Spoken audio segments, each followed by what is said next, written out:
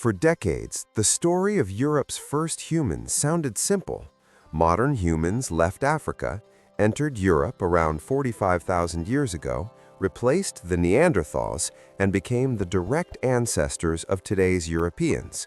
Clean, linear, comfortable. But ancient DNA has now exposed a much more unsettling truth.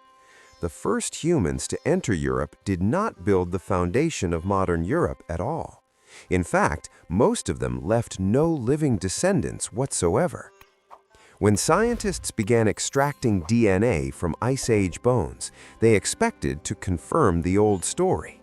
Instead, the genetic data showed repeated population collapses, disappearances, and replacements. Europe was not settled once, it was settled again and again by entirely different human groups, many of whom vanished so completely that their genetic line ended forever. The earliest modern humans known to have entered Europe arrived more than 45,000 years ago.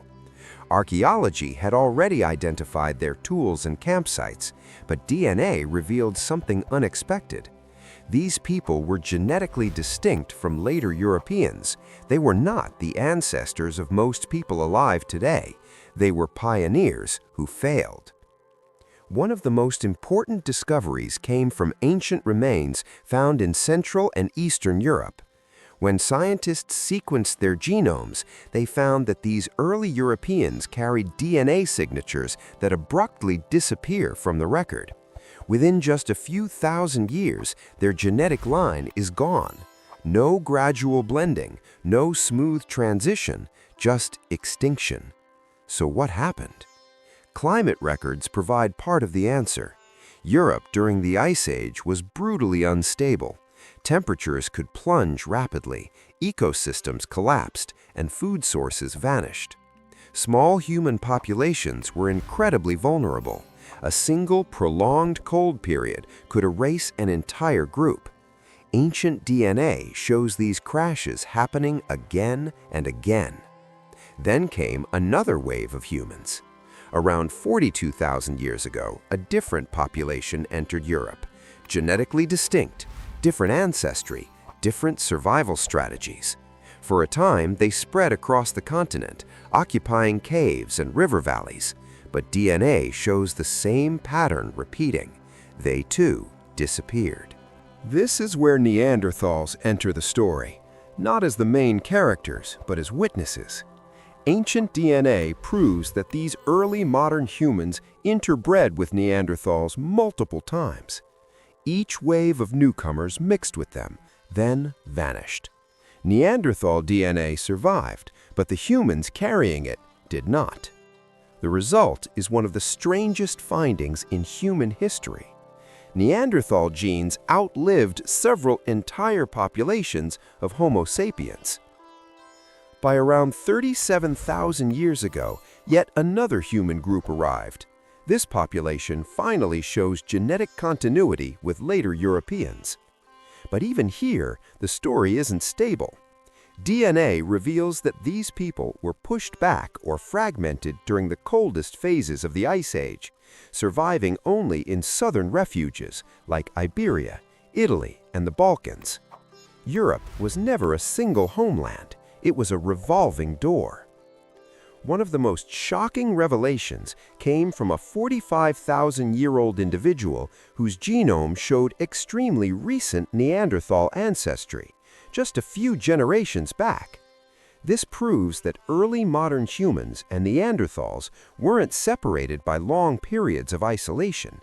They lived side by side, they had children together, and then one group vanished while the other lingered. Ancient DNA also overturned another assumption, that cultural success meant genetic survival. Some of the most sophisticated early toolmakers in Europe left no descendants at all. Their technology spread, their art survived, their genes did not. This tells us something uncomfortable about human history. Survival was not guaranteed by intelligence, creativity, or innovation. It depended on timing, climate, and sheer luck. As the Ice Age intensified around 25,000 years ago, Europe became nearly uninhabitable across vast regions. DNA shows severe population bottlenecks, moments when human numbers collapsed to frighteningly low levels. From these bottlenecks emerged the ancestors of later Europeans, but they were only one surviving branch among many that failed. After the glaciers retreated, Europe was repopulated again, not by the earliest settlers, but by their distant survivors and newcomers moving in from the southeast. Ancient DNA shows migrations from the Near East and Eurasian steppe reshaping Europe thousands of years later. Each wave added new ancestry while overwriting older genetic layers. Modern Europeans, it turns out, are not descended from Europe's first humans. They are descended from the last ones who survived repeated catastrophes. This completely reframes the idea of first Europeans. Being first meant nothing. Persistence mattered. Adaptability mattered. And even then, survival was fragile. Ancient DNA doesn't tell a story of steady progress. It tells a story of loss, of human groups who explored unknown lands, adapted to extreme environments, and then vanished so completely that only fragments of their bones remain. Europe's first humans came from Africa, yes, but they did not come once. They came many times, and most of them disappeared. The people alive today are not the heirs of the pioneers.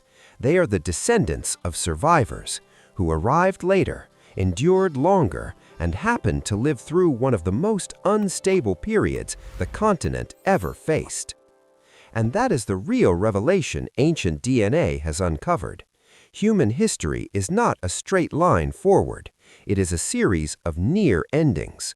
Europe was not built by the first humans who arrived, but by the last ones who managed to stay.